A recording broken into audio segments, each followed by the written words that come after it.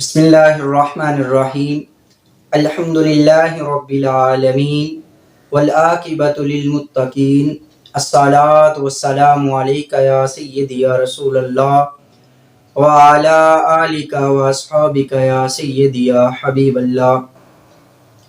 اللہ تعالیٰ کے عظیم بابرکت نام سے آغاز کرتے ہیں جو ہمارا خالق و مالک ہے۔ ہمارا بخاری شریف کا درس چل رہا تھا۔ اس سے قبل ہم نے نبی رحمت رسول محتشم حضور خاتم النبیین صلی اللہ علیہ وآلہ وسلم کی 47 احادیث مبارکہ جو بخاری شریف کے اندر نقل کی گئی ہیں وہ پڑھنے کی سعادت حاصل کی تھی۔ آج اسے آگے پڑھنے لگے ہیں۔ اللہ تعالیٰ سے دعا ہے اللہ تعالیٰ میری زبان پر کلمت الحق جاری فرمائے اور ہم سب کو اس پر عمل پیرا ہونے کی توفیق عطا فرمائے۔ آئیے دیکھتے ہیں حدیث نمبر 48 وہ کیا ہے۔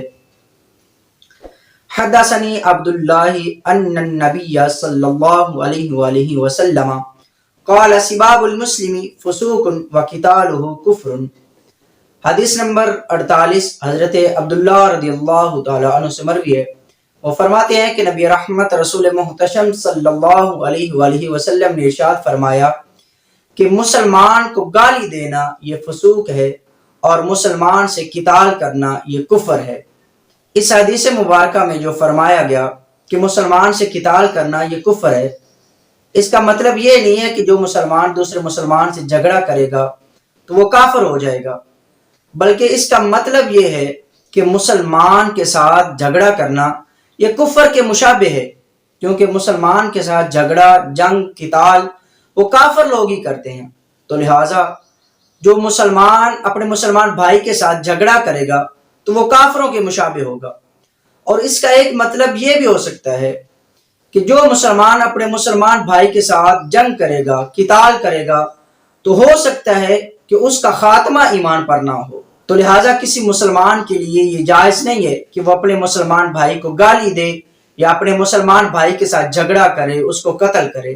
یہ حدیث نمبر 48 تھی۔ آئیے دیکھتے ہیں حدیث نمبر 49 وہ کیا ہے۔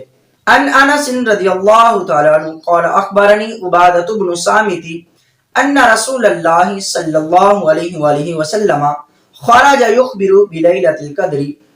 حدیث نمبر 49 حضرت سیدنا انس رضی اللہ تعالی عنہ سے مروی ہے۔ وہ فرماتے ہیں کہ مجھے عبادہ بن صامت رضی اللہ تعالی عنہ نے خبر دی کہ نبی رحمت رسول محتشم صلی اللہ علیہ وآلہ وسلم لیلۃ القدر کی خبر دینے کے لیے تشریف لائے۔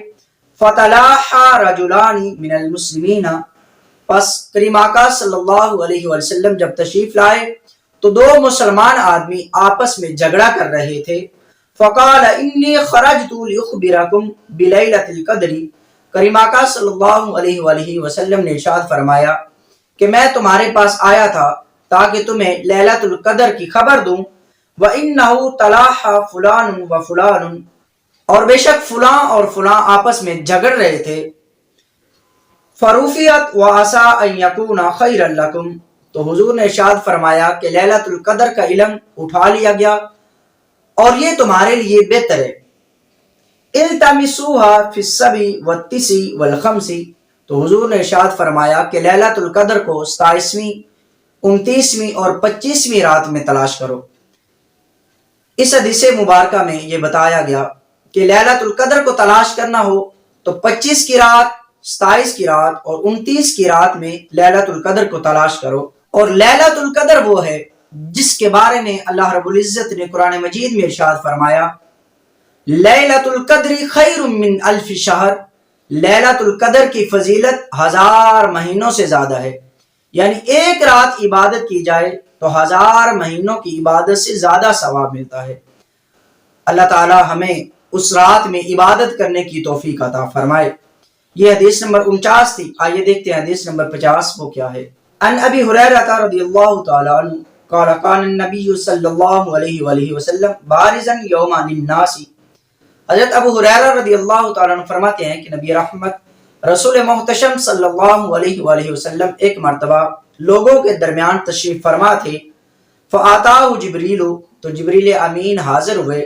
فقال مل ایمان، تو جبریل نے عرض کی یا رسول اللہ صلی اللہ علیہ وسلم ایمان کیا ہے؟ قال الایمان ان تؤمن باللہ وملائکتہ وبلقائہ ورسلہ وتؤمن بالبعث۔ تو کریم آقا صلی اللہ علیہ وآلہ وسلم نے ارشاد فرمایا ایمان یہ ہے کہ تم اللہ تعالیٰ پر ایمان لاؤ، اس کے فرشتوں پر ایمان لاؤ، اور اللہ تعالیٰ کی ملاقات پر ایمان لاؤ، اور اس کے رسولوں پر ایمان لاؤ، اور مرنے کے بعد زندہ ہونے پر ایمان لاؤ۔ قال مل اسلام، تو جبریل نے عرض کیا رسول اللہ صلی اللہ علیہ وسلم اسلام کیا ہے؟ قال الاسلام ان تعبد اللہ ولا تشرک بہ۔ کریم آقا صلی اللہ علیہ وآلہ وسلم نے ارشاد فرمایا اسلام یہ ہے کہ تم اللہ تعالیٰ کی عبادت کرو اور اس کے ساتھ کسی کو شریک نہ ٹھہراؤ، وتقیم الصلاۃ، اور نماز قائم کرو، وتؤدی الزکاۃ المفروضۃ، اور وہ زکوٰۃ ادا کرو جو تم پر فرض کی گئی ہے، وتصوم رمضان، اور رمضان المبارک کے روزے رکھو۔ قال مل احسان، تو جبریل نے عرض کی یا رسول اللہ صلی اللہ علیہ وآلہ وسلم احسان کیا ہے؟ قال انا تعبد اللہ کانک تراہ فان لم تکن تراہ فانہ یراک۔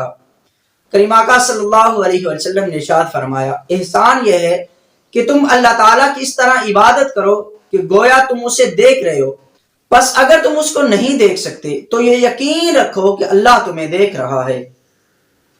قال متی الساعۃ، تو جبریل نے عرض کیا رسول اللہ صلی اللہ علیہ وآلہ وسلم قیامت کب آئے گی؟ قال مل مسئول عنہا بعالم من السائل، تو حضور علیہ الصلوۃ والسلام نے ارشاد فرمایا کہ یہ سوال جس سے کیا گیا ہے وہ سائل سے زیادہ جاننے والا نہیں ہے۔ وَسَأُخْبِرُكَ عَنْ أَشْرَاطِهَا إِذَا وَلَدَتِ الْأَمَةُ رَبَّهَا۔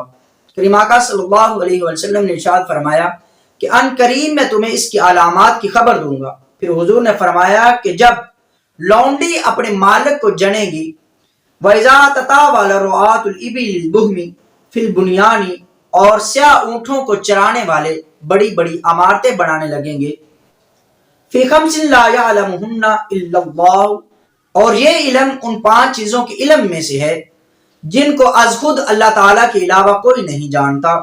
ثُمَّ تَلَا النَّبِيُّ صلی اللہ علیہ وآلہ وسلم إِنَّ اللَّهَ عِندَهُ عِلْمُ السَّاعَةِ، پھر کریم آقا صلی اللہ علیہ وسلم نے اس آیت مقدسہ کی تلاوت فرمائی ان اللہ عندہ علم الساعہ، بے شک قیامت کا علم وہ اللہ تعالیٰ کے پاس ہے۔ ثم ادبر فقال ردوہ، پھر جبریل امین پیٹھ موڑ کر چلے گئے۔ فقال ردوہ، تو کریم آقا صلی اللہ علیہ وسلم نے ارشاد فرمایا کہ ان کو واپس بلاؤ۔ فلم یروا شیئا، تو صحابہ کرام نے کسی چیز کو نہ پایا۔ فقال ھذا جبریل جاء يعلم الناس دینہم، تو کریم آقا صلی اللہ علیہ وآلہ وسلم نے ارشاد فرمایا کہ یہ جبریل امین تھے جو لوگوں کو ان کا علم سکھانے آئے تھے۔ یہ بخاری شریف کی حدیث نمبر 50 تھی۔ آج بخاری شریف کی 50 احادیثیں مکمل ہوگی۔ اللہ تعالیٰ سے دعا ہے اللہ تعالیٰ مجھے اور آپ کو عمل کرنے کی توفیق عطا فرمائے۔ وآخر دعوانا ان الحمد للہ رب العالمین۔